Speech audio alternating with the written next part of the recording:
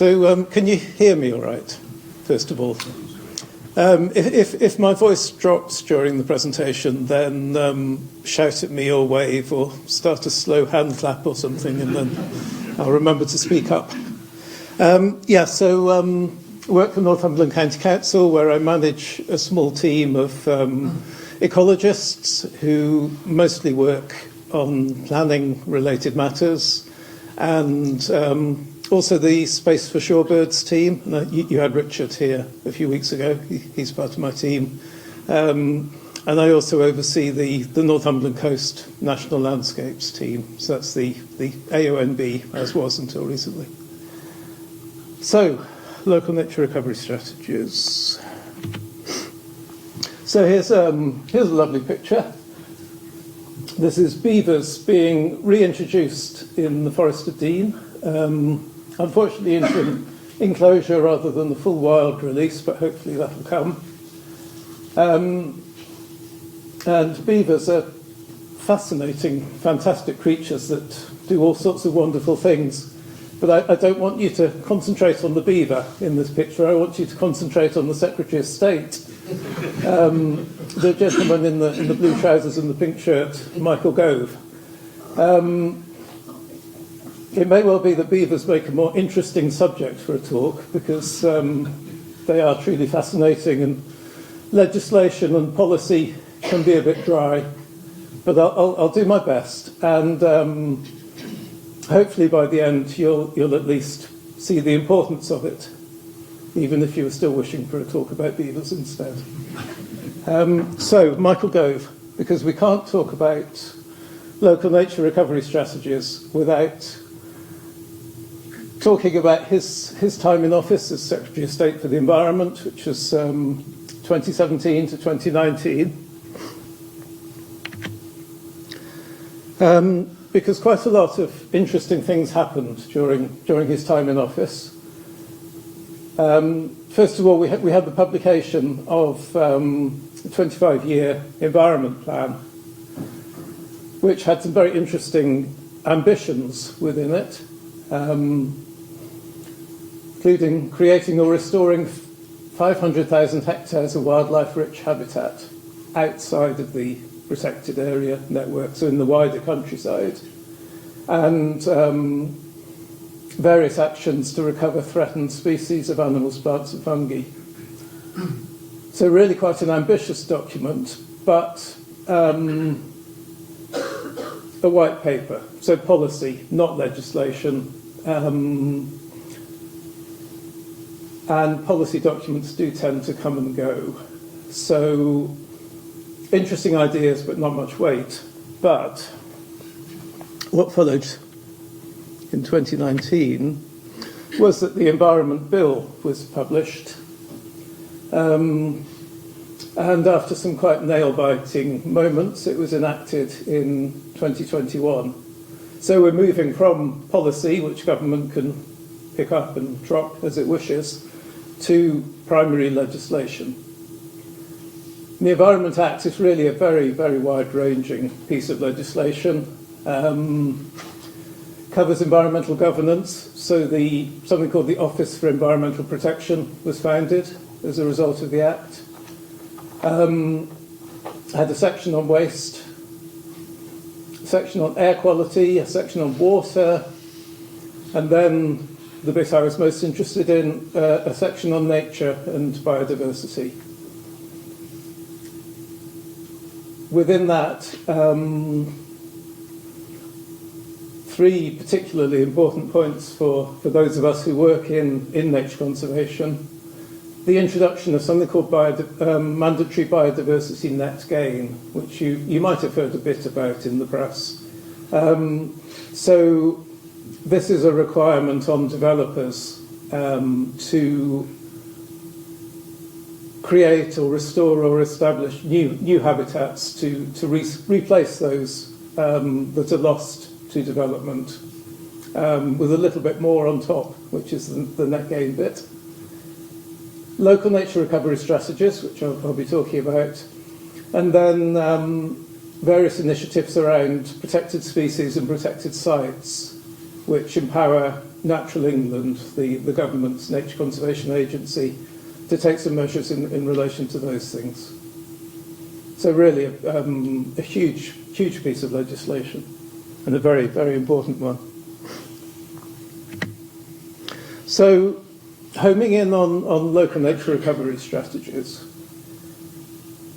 the Act says there will be local nature recovery strategies and that they will cover the whole of England. Each one is led by what's called a responsible authority, appointed by the Secretary of State. And the strategies are to be reviewed at intervals determined by the Secretary of State. And the Act says that each local nature recovery strategy must include a statement of biodiversity priorities and a local habitat map.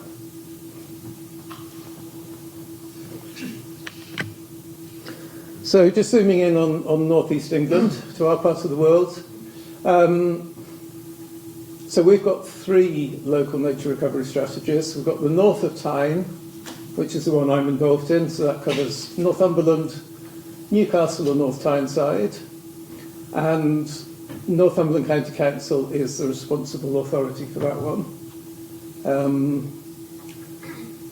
We then have the south of Tyne and Wear, so that's Gateshead, South Tyneside and Sunderland, with Gateshead Council as the responsible authority, and then County Durham, with Durham County Council as the responsible authority for that one.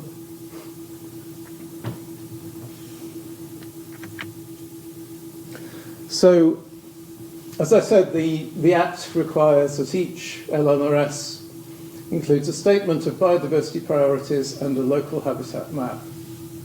So the statement of biodiversity priorities, and again, this is still actually what's set out in the primary legislation. So a description of the strategy area and its biodiversity, and the opportunities for recovering or enhancing habitats and species. Then priorities for recovering or enhancing habitats and species.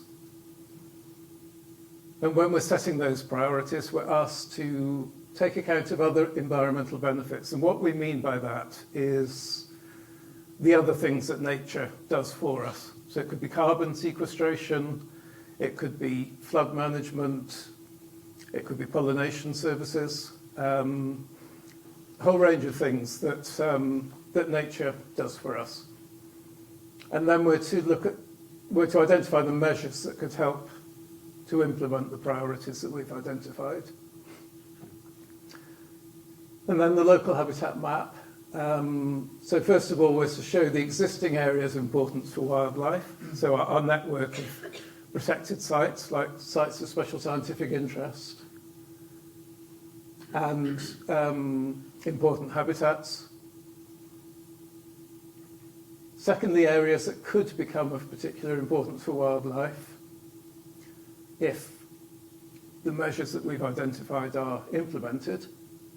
And thirdly, areas where the recovery or enhancement of biodiversity could make a particular contribution to other environmental benefits. So that's going back to things like carbon sequestration, which might be achieved through the restoration of a peatland or planting trees, flood management, and so on.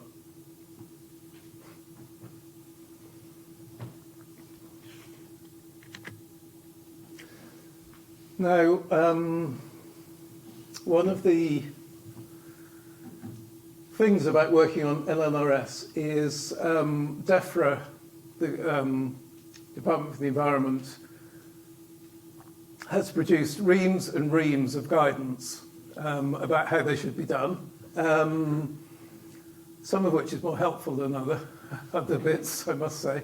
I think because at the end of the day, these need to knit together to make an overall policy for the whole of England, where being encouraged to a degree to think about our own areas, but at the same time, DEFRA is obviously keen we all work in roughly the same way, so that they are being quite prescriptive. So they set out these steps for us. So this isn't in the legislation, but this is in what's called statutory guidance. So the statutory bit means we have to follow it. So step one, so that first stage of the mapping, the easy bit, for what we have at the moment that's important. Step two we can ignore for now. That's for when we come to review the strategy in due course. Step three is that description of the strategy area and its biodiversity. Step four is this business of agreeing what the priorities are in our area for nature recovery and what measures would help to implement them. And then step five is the last of that mapping work. And that all comes together to make a local nature recovery strategy, which will be published in due course, as will everyone in England, and wherever you are in England, there will be a local nature recovery strategy for that area.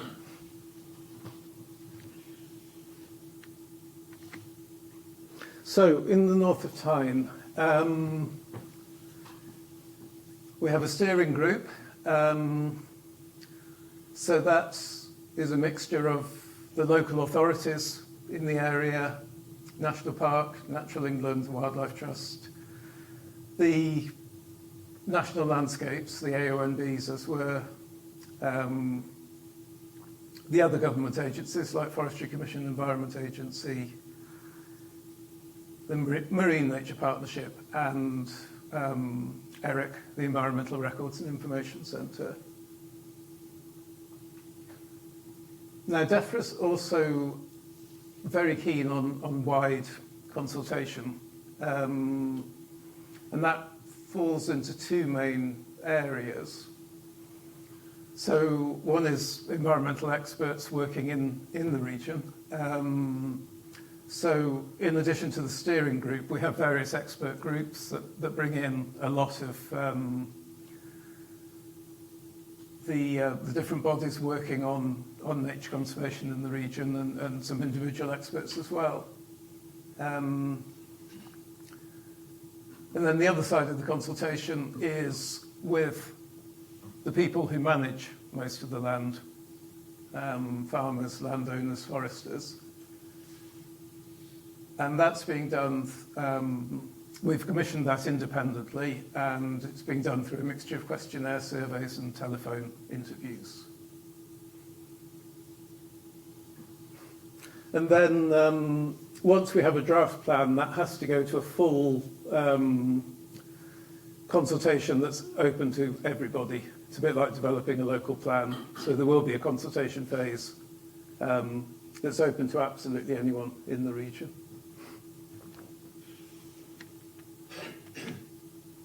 So, yes, farmer and landowner questionnaire, we've had a report back recently from that. And I thought I'd go into a few bits from that, because it's been quite interesting. Particularly good to see the curlew and the lapwing getting a lot of love. So that's really encouraging, because our area is of such importance for breeding waders. It's just astonishing to see the areas of England that they've really pretty well completely vacated now, and the importance of particularly parts of Northumberland for breeding waders can't be overstated. So it's really good to see that being recognised within the sort of farmer and landowner community.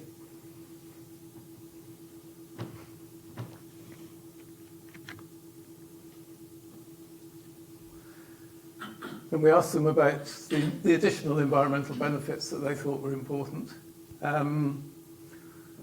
So good to see supporting pollinators getting a good mark on that one.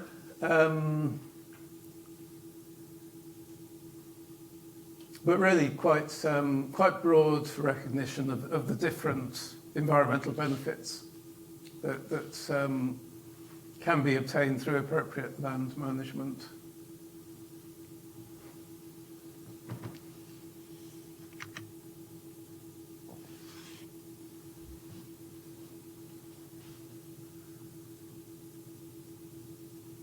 So I think on this one, the thing that caught my eye the most was reducing pesticide use actually scored quite highly.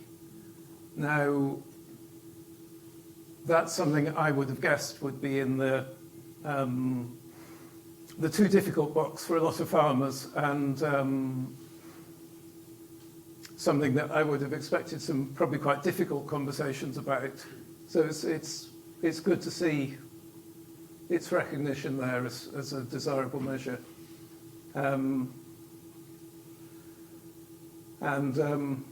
Yeah, obviously introducing wildflowers is right up there, and we know from Sarah now that we need to be advising about the broad composition of species in order to benefit as many invertebrates as possible.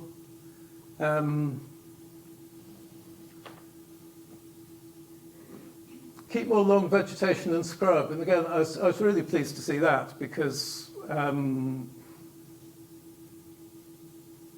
I'm slightly dismayed by the tidiness drive that seems to overwhelm people whenever we talk about scrub and longer grass and so on. So that was encouraging to see.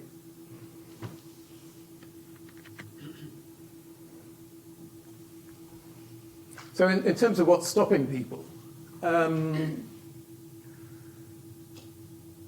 so waiting to see what happens.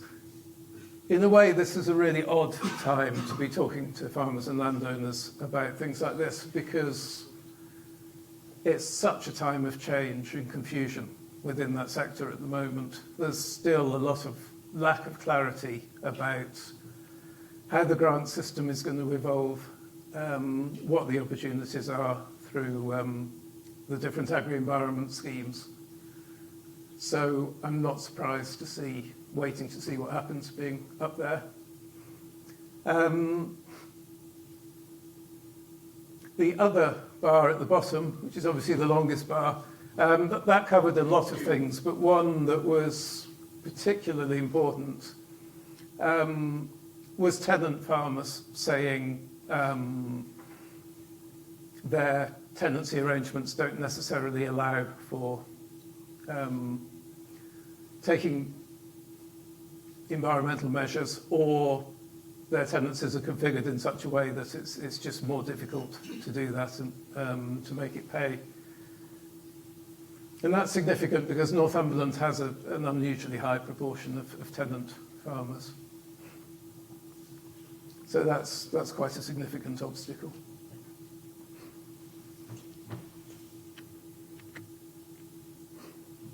So moving on to our work on priorities and measures.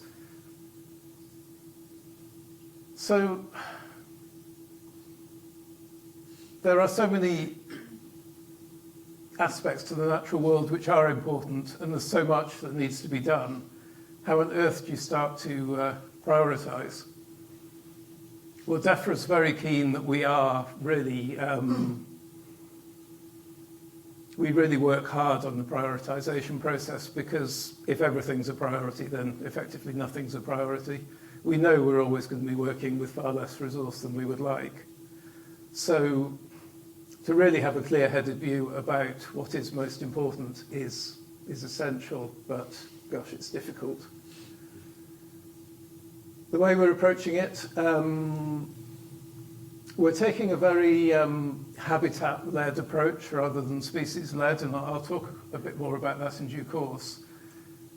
So we've got these 5 broad habitat types: heathland and peatland, important grasslands, woodlands, trees and scrub, rivers and wetlands, and coastal and marine. So we're organising everything under those headers. And for each of those, we're going through the process of identifying our priorities and our measures to achieve those, the other environmental benefits that flow from them. With species, what we're hoping to do is really to try and identify the species which are not going to be helped by the habitat priorities and measures that we identify. If there's important species which, because of their particular requirements, won't be helped by those, and we need to identify those separately and work out what we're going to do about them. But wherever possible, we're trying to address the needs of species through our work on the habitats.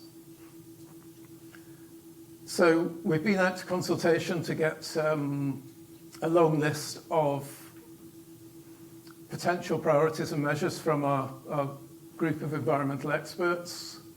And early next year, we'll be holding a series of workshops to work on those and whittle them down to our top priorities.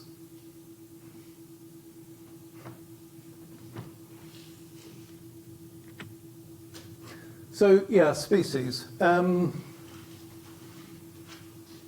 It's always really, really challenging to work with species because this is some work that the Environmental Record Centre did for us. And they looked at all the native threatened or near threatened species that we have in the North of Tyne area. And then they put them into taxon groups. And according to this, birds are overwhelmingly the most important in terms of the number of species we have in the region which are described as threatened or near threatened in the red data books and all those publications. Flowering plants come next, and moths come after that. Now, I don't really believe that. I think what that shows is it's a bar chart of observer effort, really. It's not a bar chart of what's important by taxon. So birds, we have brilliant data for in the region. There's loads of invertebrate groups and fungi which are just sat at the bottom of the bar chart because they just don't get the same attention. So it makes it really, really hard. I mean, if for a particular invertebrate,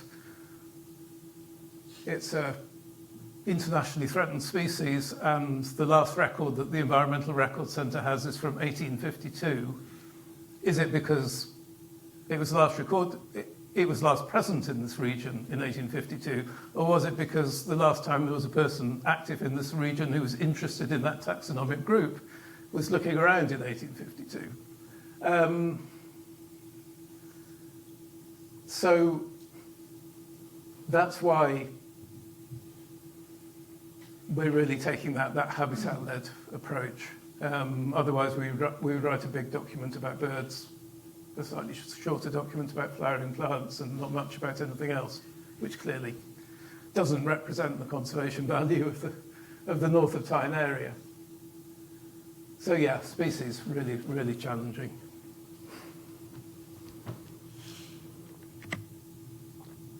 So, moving on to the mapping work. Now we've got a slight head start here because in 2020, DEFRA asked 5 local authorities to pilot some aspects of the idea of local nature recovery strategies as DEFRA was developing the ideas. So we were guinea pigs. So Northumberland was one of those 5, which was really, really hard work at the time because DEFRA was getting us to try out ideas more or less as it was writing them, and it often didn't really know what it was telling us to do. But I'm really pleased we were part of that pilot because it has helped us get our thoughts in order. So, to take the example of woodlands, if you think about planting new woodland just from the point of view of opportunity, then there's vast areas of North of Tyne which are suitable for tree planting.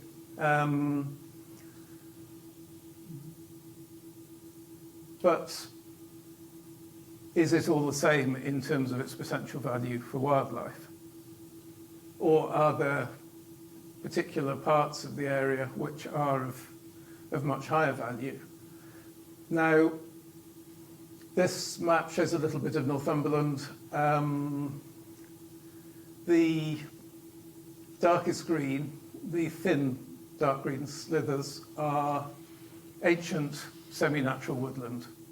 So that's deciduous woodland where there's good evidence of cover for at least the past 400 years, and probably much more. The palest green, that's what's called ancient replanted woodland. So that's woodland where we know there's been woodland cover for at least 400 years, but it's been felled, replanted, very often with conifers. And then the sort of olive green buffers. That's some work we did, because if you do look at the species we know of from our ancient woodlands, all the invertebrates and the fungi particularly, the reason they're so strongly associated with ancient woodland is that they're just really, really poor at colonizing new woodlands. So there's lots of areas on that map you could plant a new woodland, but if it's 2 kilometres away from the nearest bit of ancient woodland, it may as well not be there in terms of a lot of the fungi, a lot of the invertebrates, a lot of the lower plants. They just don't have the ability to colonise over that distance. So what we're saying is, yes, there's loads of places you can plant woodland, but if you want to get the best return ecologically, then there's 2 absolute standout priorities. And one is that zone immediately adjacent to ancient semi-natural woodland. And the other is the ancient replanted woodland sites where native woodland cover could be re-established. Because although they may have a conifer crop on them at the moment, within their soils they often still harbour a lot of the seeds and spores from those important species. So those are probably examples of where it's really quite easy to prioritise from an ecological perspective, the priorities for woodland expansion.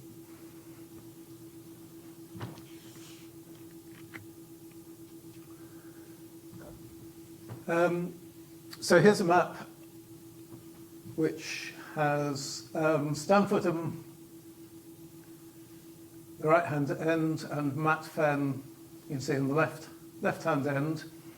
And what the blue is a series of data layers to do with the flood zones of rivers. It's to do with some really interesting data on where land tends to lie wet, and a few other sources of data about water. I love this part of the county. There's so many place names there which either have bog or fen in them. And this map really shows why. So if we were looking for places to look at a catchment-wide project to do with wetland restoration, then this is exactly the sort of area where the data would show us to focus on. So I think there's some fantastic habitat creation potential within that area. And I mentioned other environmental benefits. Of course, this is upstream of Ponteland, and Ponteland has a history of flooding. So measures here that will hold back water will have a benefit to people downstream. Also, wetland habitats are very, very good carbon sequestrators, so we would expect those soils to start storing a lot more carbon. And obviously, wildlife-wise, fantastic habitats to be created.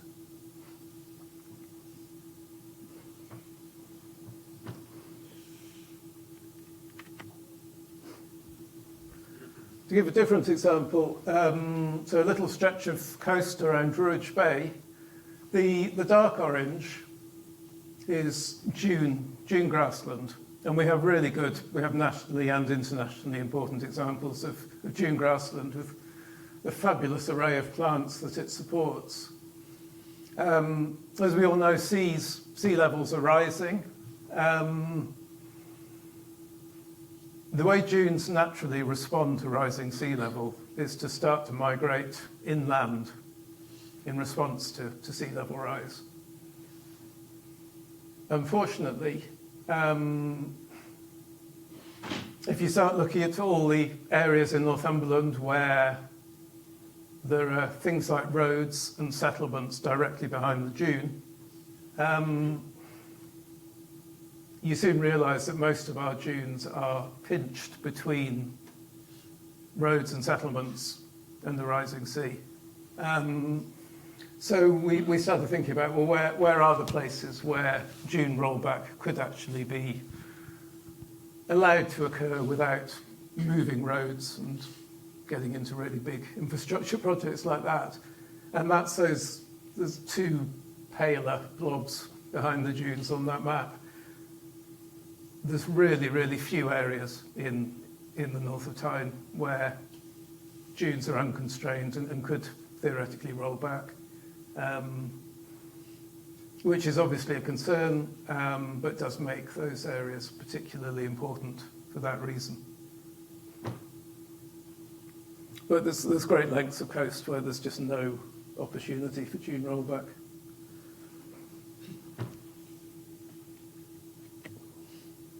So when you start to pull all these different things together, so again, this is an area of Druridge Bay further south. The different blues are various maps of flood zones and where the land tends to lie wet. Down around Stobswood, so bottom left corner, there's some remnants of ancient woodland, so there's potential there for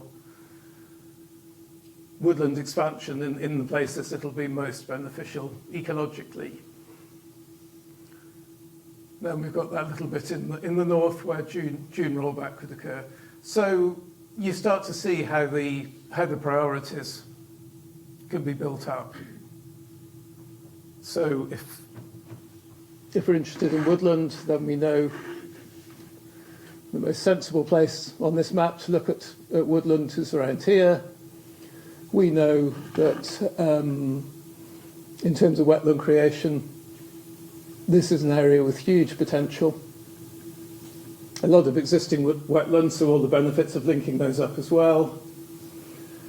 And we know that we need to keep an eye on this area up here because it's one of the few areas in the county with the potential for dune rollback to occur.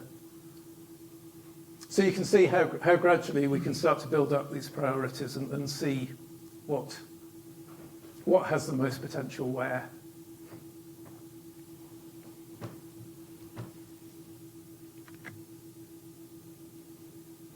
So all sorts of challenges we're finding as we go. DEFRA's very keen on what it calls local ownership, by which I think it means the document that we finally publish is one that a lot of people will recognise and understand and be keen to take forward.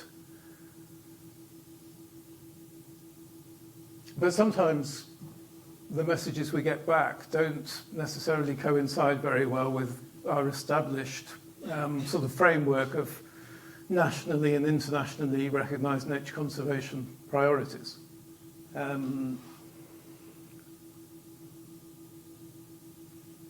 So what do we do in that case? Red squirrels is an area where we sometimes have to tread carefully. Immensely popular, and understandably so. But sometimes their needs conflict with other nature conservation priorities.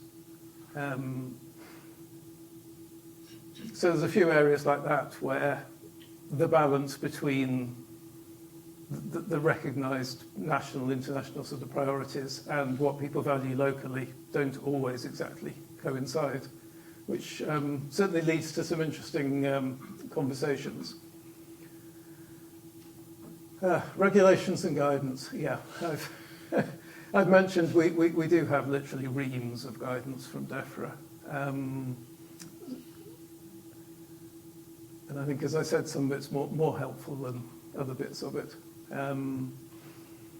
But that's for us to wrestle with. And again, our role as a responsible authority. So we're responsible for ensuring that we produce a local nature recovery strategy that's compliant with the Environment Act and is technically sound. But again, you can get into that tension with locally owned aspects of land management can be very strongly contested, both within the nature conservation community and between nature conservation, food production, commercial forestry. There's a lot going on at the moment. There's a lot of concern around food imports and the amount of food that we do produce for ourselves. Commercial forestry is economically very important in the county. These are all important things. There's a danger we creep into developing a land use framework for the county that tries to balance these all, but actually what we're charged with is identifying the ecological priorities, and then maybe they feed into a wider debate about how that works with food production and commercial forestry and so on.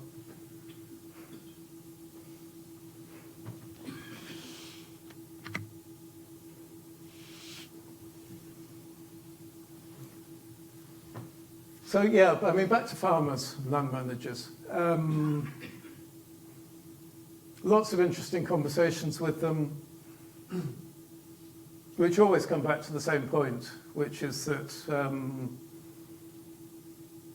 there's all sorts of things they could do, all sorts of things they might be interested in doing, but they have to make ends meet. Nobody's there to bail them out if they can't make ends meet. So if we're talking about nature recovery, but we can't talk about how that will be funded and how they will be supported to deliver that really limits the conversation. And this is a time of massive change and uncertainty for the agricultural community. So a very, very tricky time to be doing this work. Second thing is this prioritisation. DEFRA's really keeping an eye on us to make sure that we do prioritise sufficiently and don't just come up with this massive list of things that we say are all equally important. They just won't buy that. So our habitat map is going to have a lot of white space on it where we haven't identified any priorities, and it's not because there's no nature recovery work that could be done there. It's just that it hasn't come out as a priority. What we have decided to do, which is exceeding our brief and so won't be part of the statutory process, but we'll sneak it in as an appendix to it, is some work on the white space and for land managers whose land doesn't hit one of the priority areas. What are the opportunities for nature recovery in their patch?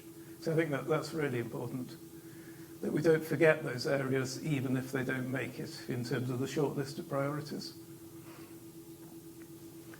And then always we're working with a very flawed set of baseline data. I mean, I've talked about the species already, but the same is true of habitats. We don't have perfect information by any means about the habitats that we have in the area.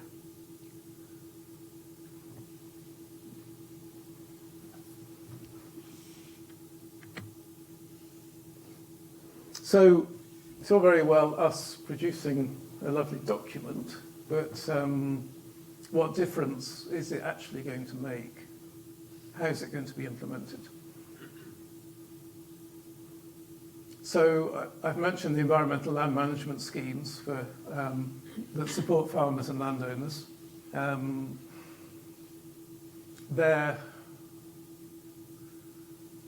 in development at the moment, but not nearly as advanced as we'd hoped at this stage. But hopefully the LNRSs will help to set the priorities for those schemes. DEFRA has started talking to us recently about whether responsible authorities will be supported with money to have a role in implementation, or whether our role just stops when the documents are published.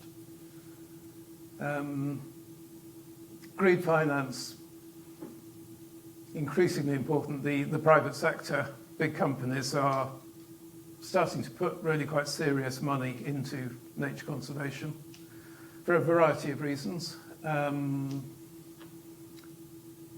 to do with corporate and social responsibility, some to do with themselves setting targets around becoming, say, carbon neutral. So really some quite significant finance becoming available that way. Biodiversity net gain I've talked about, so this is developers needing to create habitats in order to offset losses to new developments. Now, we have a North East Combined Authority now. We have a devolution settlement from government that goes with that authority. To help guide some of the expenditure, some of the money that's come with that devolution settlement, we've developed a North East Environmental Stewardship, Coast and Rural Growth Investment Plan. I'm sure we could have come up with a snappier title than that, but that's what it is. And that includes, as of last week, when the Combined Authority Cabinet met to discuss it, that includes 7.25 million for environment and nature investment across North East England as a whole. And I've got a meeting later this week to talk about how that's going to work. So there's certainly interesting opportunities at the moment to find ways to implement the sort of priorities and measures that we'll be developing.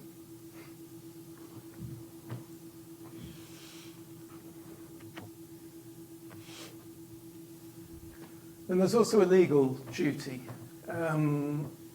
So all public authorities, so that's all government departments, all local authorities, and all other parts of the state, together with the big infrastructure providers, electricity, water, and so on, because they count as public authorities in this context. So since the Environment Act, they must consider what actions they can take to conserve and enhance biodiversity, put in place policies and objectives, and then take such actions. Now, before the Environment Act, all public bodies had a duty to have regard to the conservation of biodiversity, which one person said to me was basically holding a minute's silence and then doing what you were going to do anyway.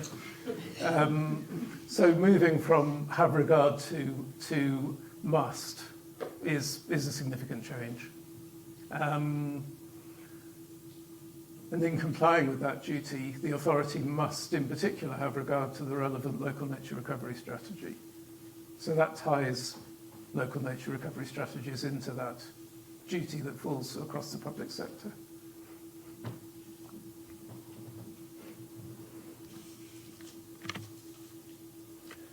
So I've been talking about north of Tyne because that's the LMRS that I'm involved in, but for those of you interested in other parts of the northeast, south of Tyne, they're cracking on with their priorities and measures, and the mapping of them statutory consultation anticipated for the summer and adoption in the autumn, which is a very similar timeline to we're working on.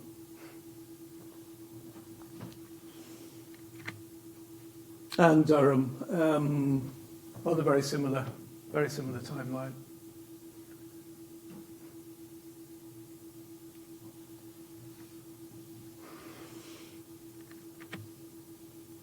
So, just some reflections from working on this process quite intensely in recent months. I think strategies can always feel very, very remote from people doing things on the ground. And I've put a question, haven't we been here before? But we definitely have been here before, because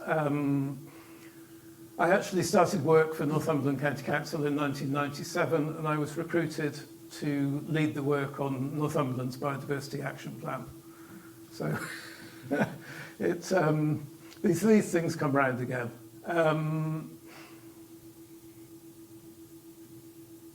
However,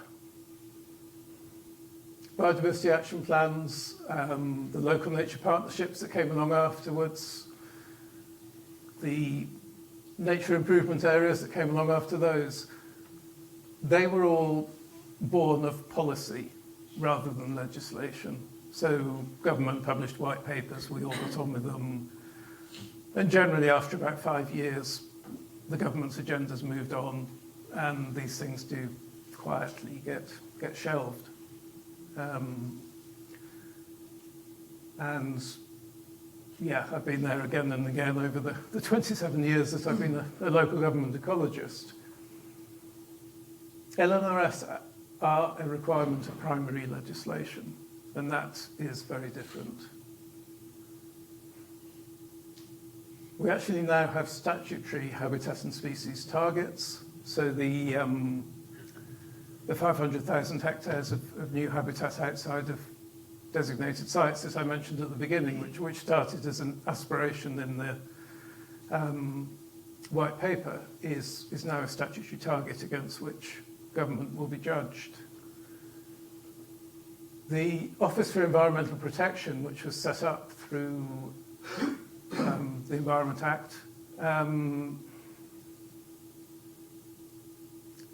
has disappointingly few powers, but it's proving to be independently minded and very energetic in drawing attention to areas of government policy where it feels the environment is not being given sufficient priority, and really shining a light. I'm very, very impressed by its work so far. As I've said, green finance is a growing opportunity that we've never had before. And although it's all very messy and confusing at the moment, agricultural funding is moving entirely from area payments to payments for public goods. So that's when things settle down a bit, that's a huge amount of money that's going to be available to support farmers and landowners to take action. So I think I probably, to be honest, I swing between the sense of having been here before, done this, to feeling like actually this does feel a bit different this time with the legislative underpinning and some new financial opportunities. I think all that is going to be tested quite strongly from things that the Prime Minister and the Deputy Prime Minister have said over the past week in talking about the need for growth. So we'll see.